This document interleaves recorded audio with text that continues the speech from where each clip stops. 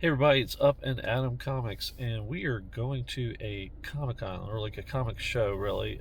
It's called Virginia Vintage Comics and Collectibles in Salem, Virginia. This is a show that don't have a lot in Virginia that do this kind of thing, but it's like old-fashioned, long box digging. Um, should be a lot of fun. Always find some crazy good deals there, so excited about this day. Um, Going to pick up my friend Aaron, who works at my LCS, and we're going to head down, and we're actually meeting Alex, the longest cosplayers. And then after the show, plan on going to some weird little shops around the area, so that should be fun. So we'll do this montage. Hey everybody, it's Up and Adam Comics here. I'm hopefully trying to piece some different footage together, edited together for some of the different things that I did as yesterday on a big like comic show and comic crawl to some different places around the Salem and Roanoke, Virginia area. But first, what I wanted to do is talk a little bit about the Comic Book Community Awards. The finalists have all been listed on the CBC Awards page. I will put a link to that below in case you have missed it, so that now you can actually vote and vote for your favorite channels. I was lucky to be a finalist for one of the categories, which is hidden gem. Uh, it might be the first category. So it's kind of for people that don't have a lot of subscribers, but they think they should have more. I don't know if it's like we have been joking, like I don't know if it's a um, nobody really watches you, so trophy for a trophy, trophy. So anyway, I'm honored for those people that have thought about me for that category. I'm a little tempted to not be in that. I'm debating about that if I wanted to have my name retracted. Just because I do, I won an award last year that was wonderful.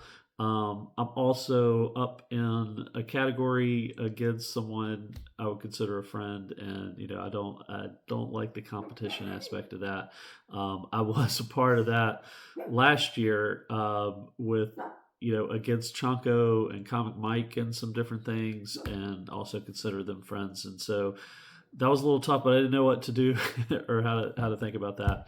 But there's that side, and I also want to thank those. Also, I don't want to offend anybody if they want to be nominated and felt good about that, and now I'm pulling that out if that makes them feel weird or I'm unappreciative or anything like that. So that's a little debate going on in my head. So anyway, feel free to vote for Mark's issues with Archie in my category for Hidden Gem because he deserves it, and Archie deserves some love. It's not everybody collects Archie. I don't really collect Archie, but Mark has such a passion about it, and that's great. So I'm pulling for him. The so Now let's get into it. So okay, so first up, we are going to, or I guess second up, because I've already done a first up, right? Second up, we're going to talk about the Virginia Vintage Comics and Collectible Show. So I did a little walk around before the show got started. So let's let you see what that area looks like. So we're here at Virginia Vintage Comics and Collectibles, and we're going to do just a quick little walkthrough so you can see all the different cool stuff that'll be here.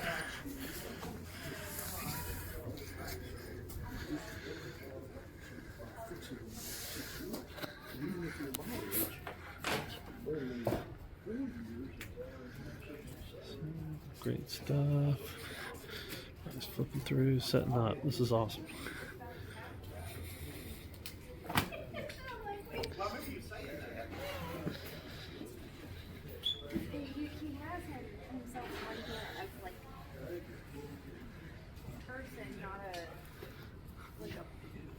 Personal profile. It's like you could follow him. It says friend him. So I thought it was just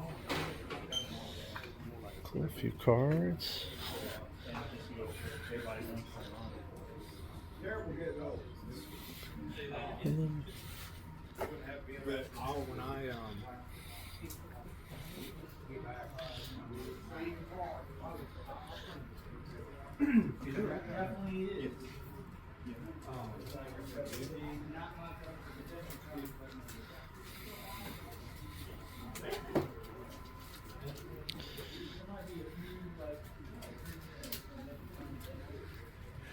It's the Heroes booth. had two number 10s. I saw them at Hero. Yeah, so you guys make sure y'all get down here. It's going to be fun.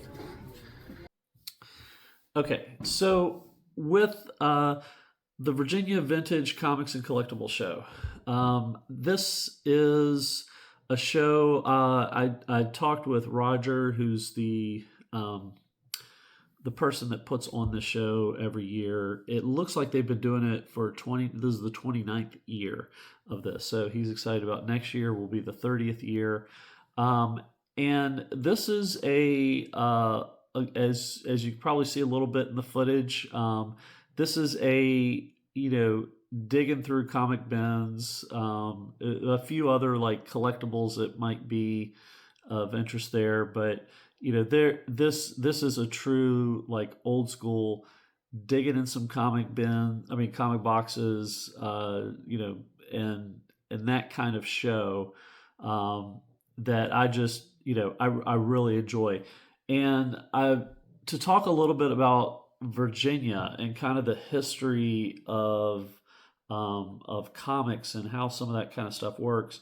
So I did a video a long time ago. I don't know if many people watched it, but it's a little bit about the where comic shops pop up and where you might find good back issues is kind of where there's been a history of comic shops, and so that makes it so that there's probably people that have historically been digging in comic boxes, finding things, and also selling and trading and kind of creating a commerce through this.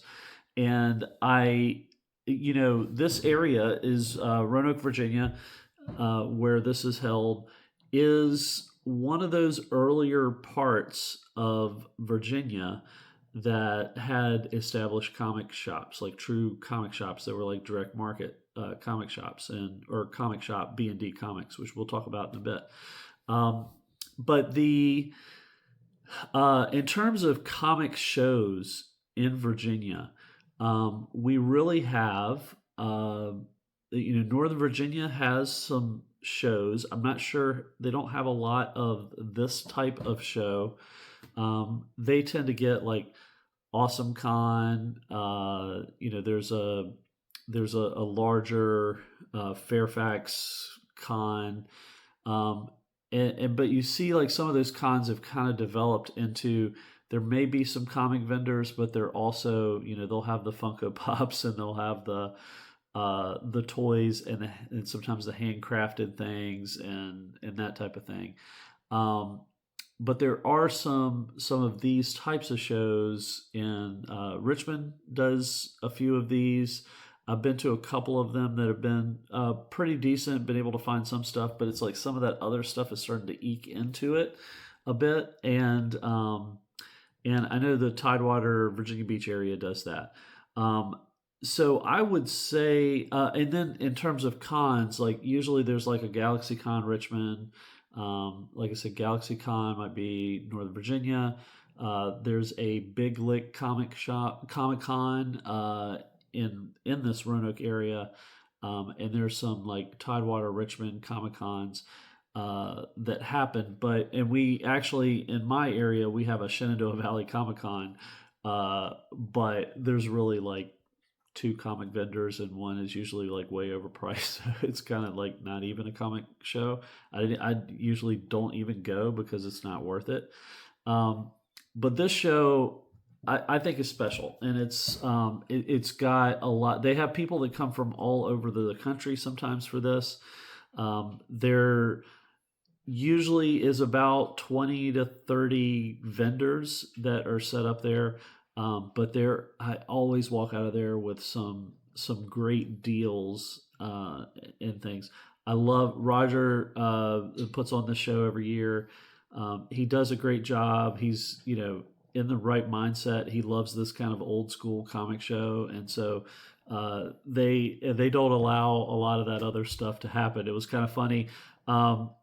So when I showed up, I thought I was the first person there. So I went with Aaron from who works at my LCS Secret Lair Comics, and he was kind of interested, so we carpooled down together. I picked him up, and we thought we made such like crazy good time that we were there super early, like 40 minutes early, I think, when we got there.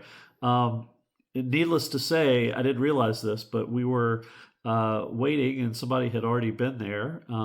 That was our good friend Alex, the longest cosplays, who's also a finalist in the Comic Book Community Awards. But Alex came up from Charlotte, North Carolina. So he had about like a 3.5 hour drive. I didn't realize he was driving that long to get here. I thought it was only going to be like 2.5 for him. So he came up, and we kind of, all three of us, spent the day together, going to different places, and I mean, we had a blast. It was a lot of fun. So first off, I want to show what I got from the Virginia Vintage Comics and Collectibles show. So again, great vendors there. It's something like you can drop a lot of money at this show.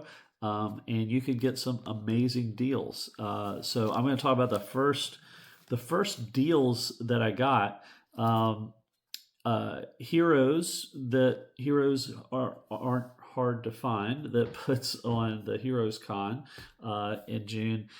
They always have a good booth there.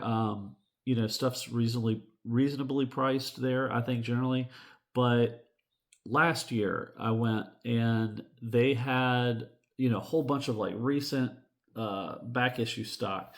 And last year it was like, okay, all these books are $5, and a lot of them are not bagged and boarded. You just kind of sift and look through and check out things. Then within an hour or so, they were like, well, now it's $3. And we were like, whoa, $3, that changes a whole lot of things. So I came out of there with a big stack. Well, when they first started, they had not as much as they did last year, but they had some different stacks of this stuff and some boxes. And they were like, everything from here down, it's just $2. And so I was like, whoa. And I saw tons of older back issue stuff. So I was like, oh my gosh, here we go. So I was trying to wave Alex over. I was like, Alex, come over here. And it was kind of funny. Alex was like, they don't do this at the shop when they're there. They don't have these like $2 areas. So I'm not sure if he bought anything, but I got a little stack. So I got ASM. This is $196. So you get Spider-Man for $2. ASM, you get that. I got Peter Parker number 99. This is the first cover appearance of the Spot. This was got issue of Amazing Spider-Man number 272. This was an issue that I thought I had, but when I was going through and sorting some of my collection, I realized I don't have this. So there are 2 other issues of ASM that I had in my run that I thought I had created that I realized I missed. So I have a couple more books of ASM I'm trying to find. Found and some more Peter Parker. I love this cover. This is number 7 with Morbius, and I got the continuation of the story, number 8. So sorry about the bags, are kind of ripply. Haven't replaced any of that. This is hot off the press. And then I've also decided I'm kind of working on my What If run. And so volume 1 run. And so there were a few issues I found in the $2 there. What If number 8? What if the world knew that Daredevil was blind? And then what if Nova had been 4 other people? This is issue number 15. So it's got the Fantastic Four, Peter Parker, and my boy Dr. Doom back there. So yeah, I'm excited to read this one. And I found some other Amazing Spider-Man here. There's issue 202. This one's in rougher shape, but I was like 201. It's got Punisher on the cover, so glad to get that. 208. This one was interesting. There's a big cutout on the counter. Somebody cut out a coupon on the front, but it is Werewolf by Night 37. You can see the big cutout there, which is annoying. But this is the second appearance of Moon Knight, so I was like, $2. I don't mind having that. And then I got a Tomb of Dracula that I needed, which was number 41. So been working on that collection, and I'm about 2/3 of the way through recollecting my Tomb of Dracula run. And then I thought I'd highlight a few other, a few other vendors. There was a vendor last year.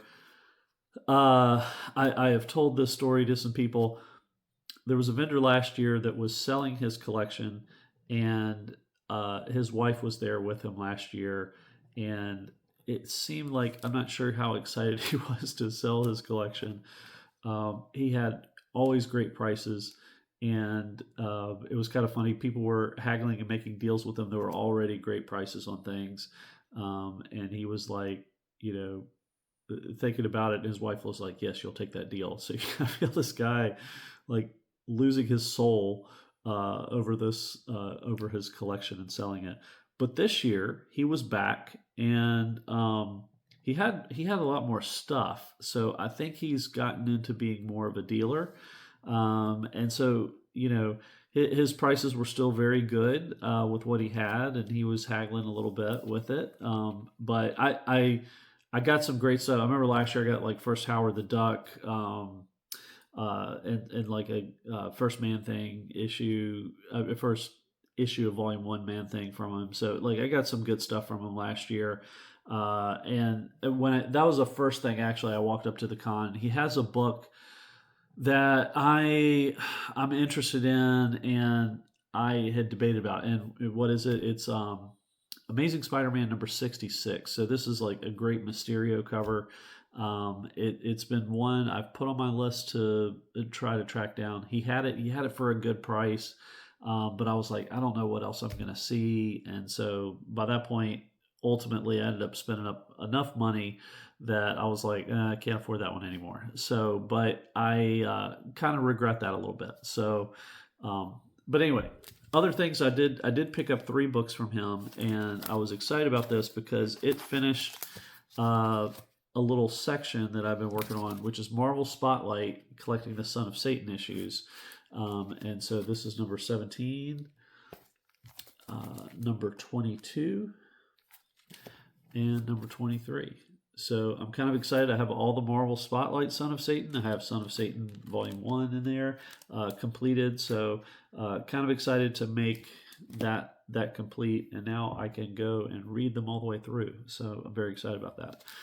And then from some other dealers, from Heroes also, I got a Ghost Rider issue that I needed, which is number 59. So now I'm down to 4 issues of Ghost Rider that I need.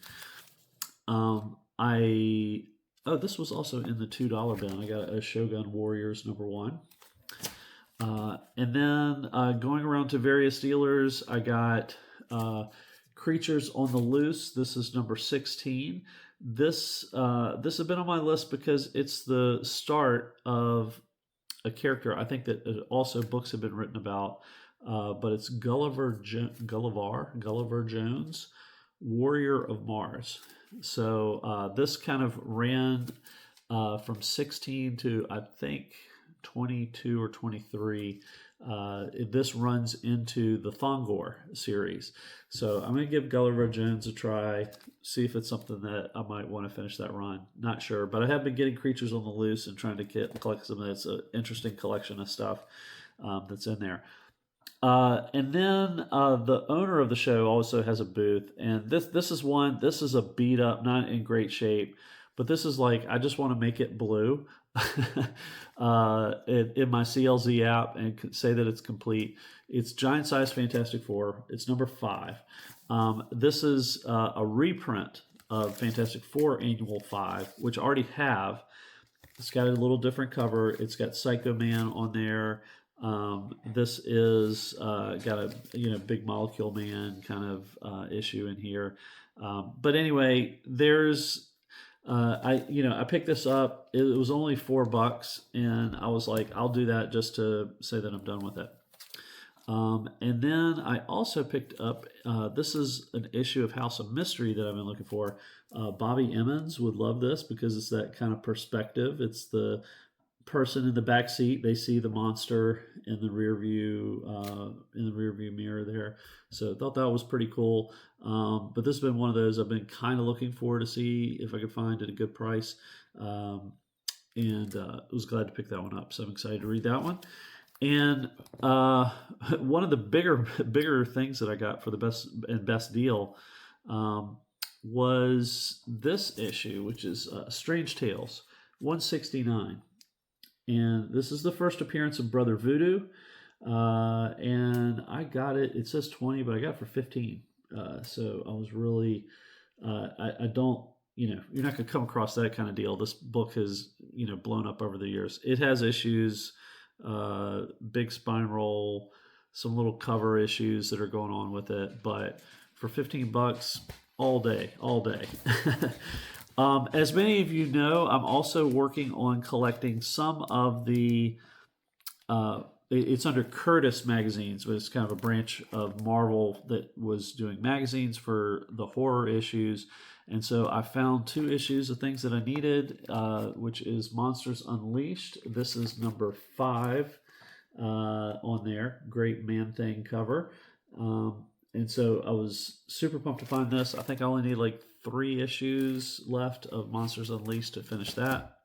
And then I got Vampire Tales. This is number 4, the 4th issue. They don't put the numbers on these. It's like April 1974. But this is the 4th issue, something I've been looking for. It's a first cameo of Lilith. And then the real first appearance of Lilith is in, I think it's a Giant Size Chillers that I do have. But this is a great, Boris Vallejo cover. Very excited about this. So I need a little bit more of Vampire Tales, but I've been working on trying to get some of the keys. So I have a lot of the keys that are in there. There's one more key, number 6, which is like the second appearance of Lilith that I need in there. But I'm hoping to pull all these together. Okay, so that is, it was kind of funny. We were walking around Virginia Vintage, the Virginia Vintage show. And after a while, some of my Aaron, he bought the first issue of Demon from a vendor, and he was really excited about that. He started at that show. He had one other issue of the Demon, but he ended up picking up and leading up to about half of the Demon Volume 1 collection. So he was really pumped about that. And Alex had spent a lot of money at various things, so it was kind of funny. I was like, I'm gathering after a little while. It was like an hour and a half or hour 45 minutes in, and most people, like, they had spent their money pretty much. So I was like, okay, I'm guessing that you're done. I think we had been around to all the vendors, each of us. So it's like, hey, let's. Do y'all want to go to some other places? I think they had like a little bit money set aside, so we went to some different places. And so we'll talk about those here. All right, stop after the con is By the Season, where we're going to go see, there's hot dogs. Holy fuck, there's hot dogs. And there's, this is where Man Bun is. So,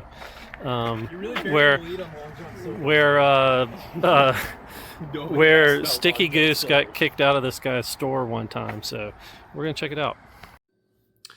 Okay, so By the Season, I wanted to talk a little bit about that place. It's an antique store that basically people buy booths and they stock that up with different things. The reason I wanted to go to these is there is a shop that had been fully opened, has now closed. It was in Roanoke and then Salem. They're kind of 2 towns that are kind of joined together as one as Roanoke has kind of expanded and absorbed some of Salem into it. So you don't really even know what city that you're in a lot of times. But anyway, Basement Toys and Comics. It's not Basement Sean, but it's Basement Toys and Comics. They have there's it's a store. The way they had it set up, it's a guy who runs a store. He had a ton of stuff, like a ton of back issues, a ton of toys. He collected, of course, toys and comics, vintage toys, and then there was great areas that were either like $1 or $2 books, and there'd be like 100 and some long boxes to go through, and they're all organized. And so I always found like run filler stuff there. And so he has, it was interesting shop in the past because the last iteration of it had, different rooms for toys and back issues and comics and different things like that. But then it also had a wrestling ring and like a full wrestling ring. And he ran wrestling classes, and people could, pay money and do wrestling. And they would have matches and all that kind of stuff in there. Kind of weird, but like, but anyway, there are he's kind of the owner is he's kind of one of those people that some people like him and some people really hate him. And I've never had, he could come off a little rude sometimes to people, as we've all been there with different comic shop owners. But he also, had been featured, and kind of what made a little bit his store famous or infamous in some ways was it was a store that Sticky Goose did a video of, and that's what kind of rose Sticky Goose into the ranks pretty much, was from this video about how he got kicked out of that shop, and he called him Man Bun. And so if you want to look up that video, feel free to do so. But he got kicked out because he was trying to film, and and the guy didn't really want it to be filmed, and I get all that. And so sometimes they worry about like, hey, if you show off all this stuff online, like somebody come in here and rob me, So I totally get it, and that's why you should always ask if people want to be filmed for that kind of thing. So anyway, so that kind of video got a little famous from that. But anyway, he closed the shop down, and he decided to take his inventory and put it in different antique booths. And so he's had some pictures up. He's like, hey, I'm in this place called By the Season, and I have 3 different booths there. And then there's one other booth that I have in Wytheville, Virginia, which is much further south. And I was like, oh man, cool. We should be able to find a bunch of run filler stuff. But at this place, it was not the run filler stuff. It was some various collectibles, a lot of toys. They had some of the bootleg X-Men action figures, which I was kind of tempted. That's where I got my famous Sabretooth action figure, was from that line. But they had they had some kind of fun stuff that was in there, but nothing that any of us wanted to get. So we looked at the booths. We tried to find, his booths were spread out a little bit, so we're trying to find one of them, which took us a while. Some of these antique shops get to be mazes a little bit, but we all left there with nothing. Like, we didn't buy anything from that antique shop, so kind of uneventful. So the next stop was Big Belly Comic Cave, and got a little footage rolling up into that. Here we are going up to Big Belly Comic Cave, which is a pawn shop that buys all these things: gold, silver, coins, jewelry, comic books, electronics, and diabetic test strips. And they sell all that kind of stuff in there, I think, along with guns. But here it is, and here's a sign going in. Okay, so that was Big Belly Comic Cave, going up into that, so you get to see how funny the sign was. Now, no joke. We it was a great experience to go there because within 30 seconds, as soon as we got there, we started digging. This guy comes into the store, and we're all like listening to this go on, and he's like, "Hey, y'all buy diabetic strips?" He's like, "Yeah," and so he pulls some stuff out, and he's like, the worker there was like, he's like, "Yeah, we buy them, but not in this condition." So so we were just thinking like diabetic strips. This is kind of a weird thing, going into this, but we got to witness somebody, and then the same guy, he's like, "Well, I also got some gold," and to try to sell. So he brings it. Some, I mean, I don't know what he had. I didn't look. I didn't want to be rude, but he had some gold, I guess. And the guy was like, "No, this is fake." so this dude totally, he might have been trying to scam the pawn shop, which that happens a lot, or he just totally got screwed. But we were all in there and kind of looking at each other, and I was telling Alex, I was like, "Do you hear what's going on right now? Like, you need to listen to this conversation."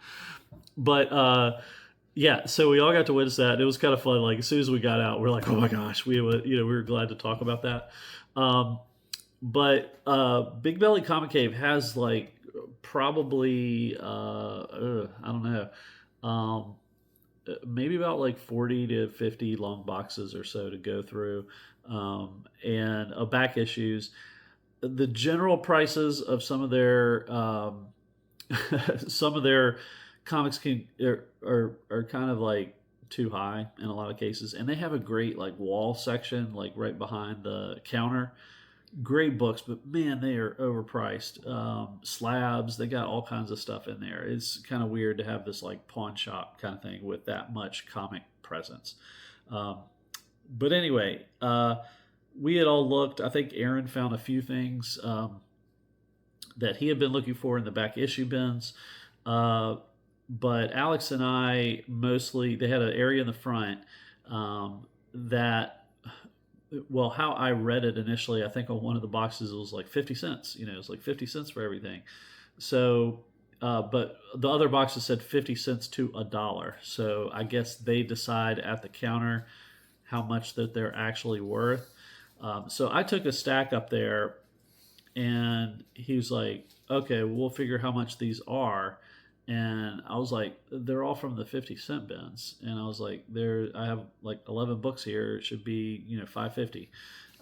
And so he's like, "Yeah, but there's some Marvels in there." And I'm like, "Yeah, but I mean, there's nothing in here that anybody really wants." So, so so he ended up honoring that. And I think Alex had a big chunk, and he ended up honoring the 50 cents, for all of those. So there's a little confusion on my part. I probably did the wrong thing with pushing for that. But if they were $1, I probably wasn't going to take a lot of these home. So so show off what I got there. I got a couple books that might be good My Light Zone contenders.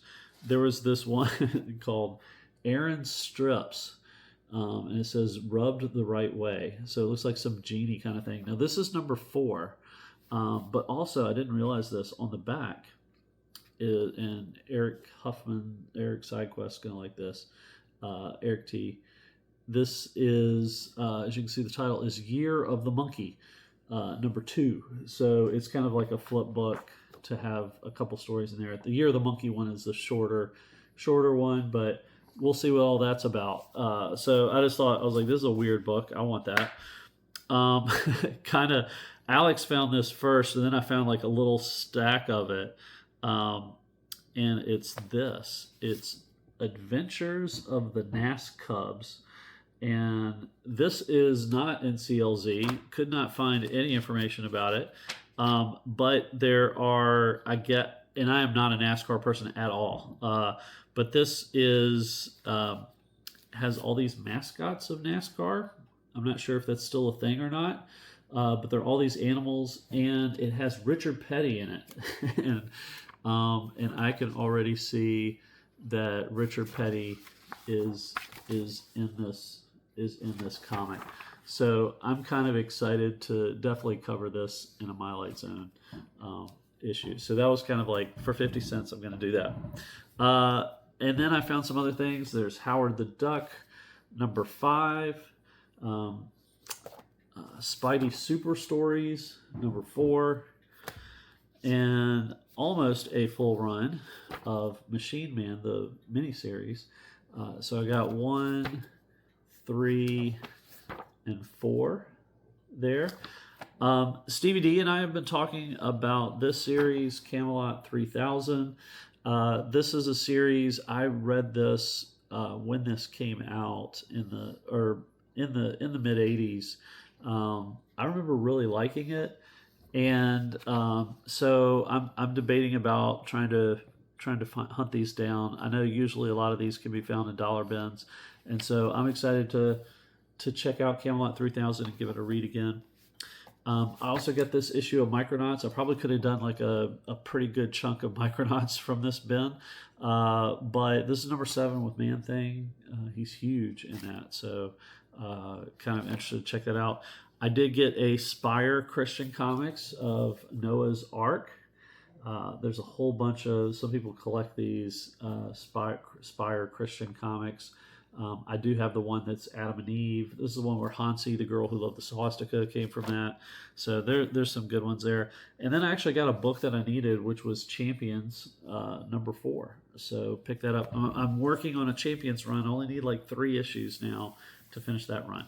And so we had a good time there.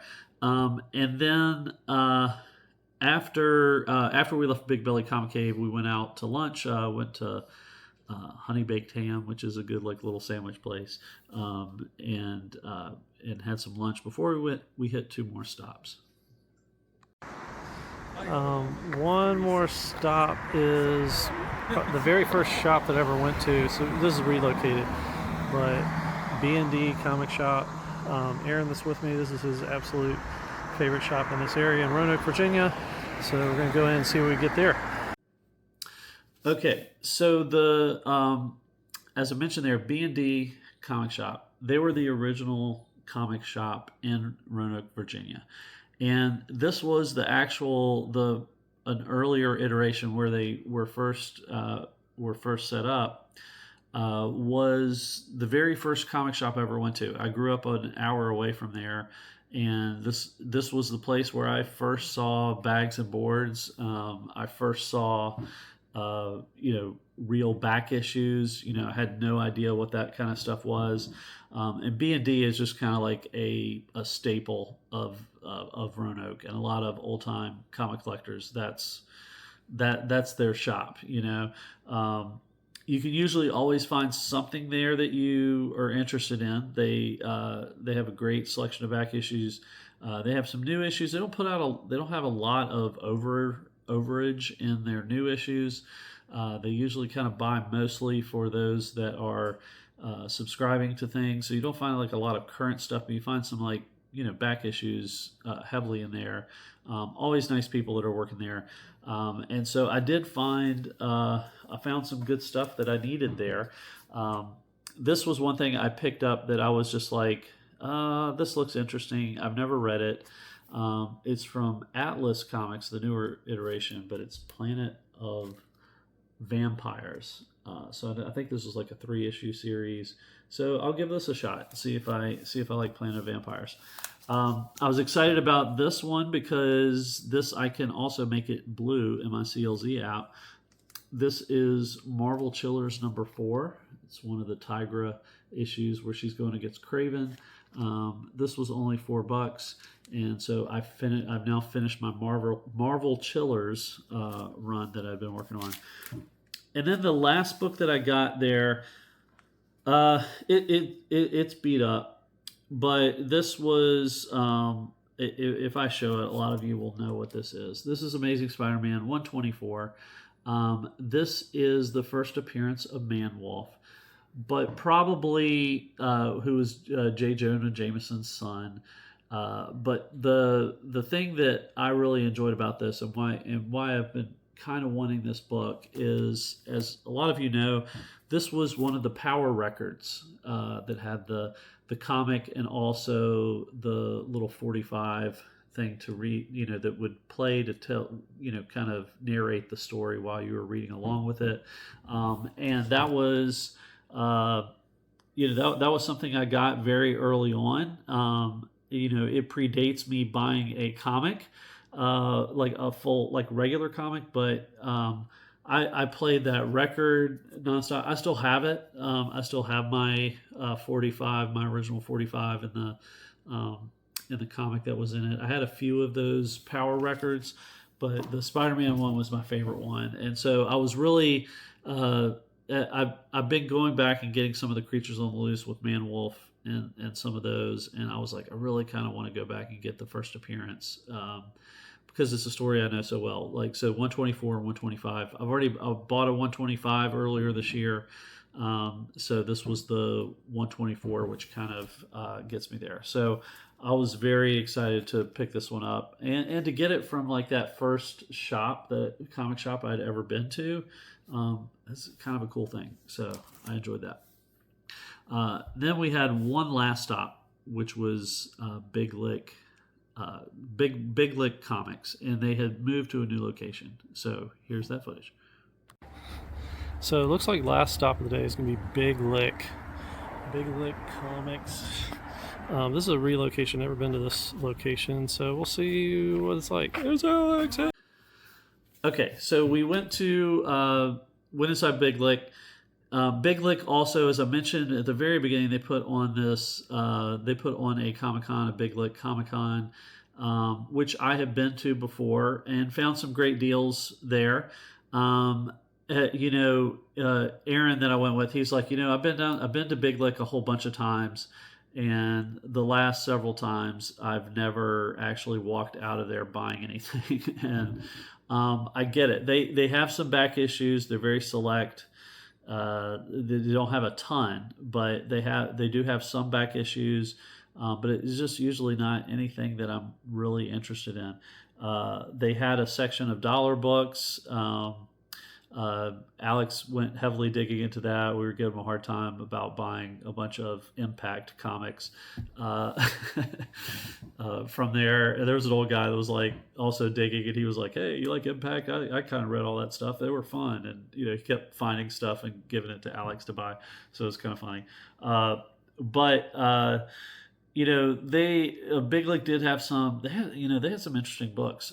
They had on their wall. They had some like pre-code horror EC comics that I was like, this is interesting. But a lot of some of their bigger books are tend to be slightly overpriced. They're not one to haggle at all usually. So it's it's one of those things like if you find it something you need, go for it. But I didn't actually pick up anything from there. I thought about picking up. They did have. I recently picked up the Fury of Firestorm #1, which I really enjoyed. I thought about picking up the rest of that. They did have that on the shelf, but I was kind of like, if I see something else, and I'm buying something else, maybe I'll pick up, some of those issues. But I kind of walked out of there not buying anything. And I didn't have a ton of money left, and I kind of didn't want to, purchase anything, like Impact other things I could potentially be buying, So I was like, well, I'm gonna just stop. I'm good. But Alex did buy a little stack, and Aaron, it was kind of funny. Never would have thought this. He has some kind of eclectic taste. And he was like, I found both volume runs of Amethyst. so he went up and he bought 2 big chunks. Phone just tilted. Sorry about that. Bought complete runs of Amethyst, which I thought was kind of funny. So Nate, there is somebody else that collects Amethyst other than you. So anyway, that was our day. It was. I think Alex said like these are the most shops I've done in one day for a few years for him. So I think he enjoyed it. It was fun to just get and hang out with Alex and Aaron for the day and go check out some things. A lot of fun, and we got some good stuff, and I think I got some good deals. So anyway, that's what I have for this really long video. Hope you enjoyed. Make sure you flip through a floppy, whether that's, like the latest book of whatever, or if you want to flip through the adventures of the NAS Cubs. It should be a lot of fun. So thanks so much for watching. Take care, everybody. Hope everybody's doing wonderful in your life. And we'll catch you on the next one. Take care, everybody. Bye-bye.